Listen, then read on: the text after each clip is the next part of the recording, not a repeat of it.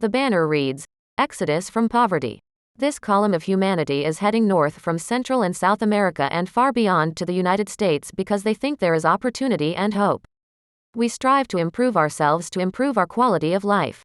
Life because in our country the situation is getting worse and we are only looking for an opportunity. What we are looking for is work. We are not criminals, we are not bad people.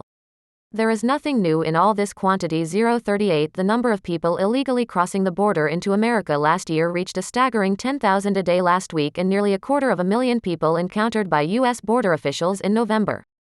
It's been a record year, and objectively it seems clear that the U.S. government has lost any sense of control, which is why the U.S. Secretary of State and Anthony Blinken landed in Mexico at the end of this holiday week.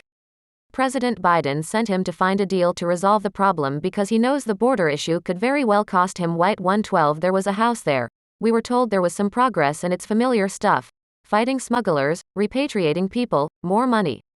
Although none of this worked before, and so while politicians were talking about solutions along the border fence, people keep collecting. This part of the U.S. border where former President Trump's wall was built, but as Sky News saw last year. The controversial fence does not extend nearly the entire length of the border, and of course those being pushed out of poverty and pulled towards Hope 145 will continue to come and go.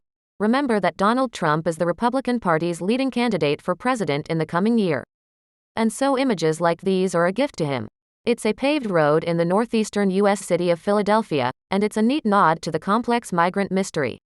The plane is full of those looking for a new life, and they have been chartered to move them from Texas to become another state's problem. And in New York, further north, familiar buses arrive from Texas, as they have almost every day for whole year. 21 36-hour trip. 14 of them arrived in one night this week. 200 people arrived in the city in just 2 weeks, and this is all a record. This of course is the age-old problem of fears and hopes pushing and pulling. But now this influences the direction of the U.S. elections, which could change the world. Benchmark. Sky News in Washington.